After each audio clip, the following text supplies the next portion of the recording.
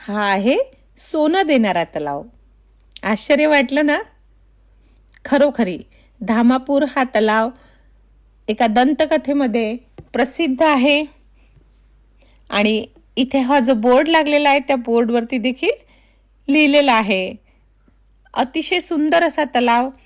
आणि हा तलाव म्हणजेच तुम्ही जर याला परडीभर फुलं दिलीत तर तो तुम्हाला परडीभर सोनं देतो. मुलीच्या लग्नासाठी किंवा शुभ कार्यासाठी हा तलाव सोनं देत असे आणि तुम्हाला जेव्हा जमलं तेव्हा त्याचं सोनं त्याला परत करावं लागायचं.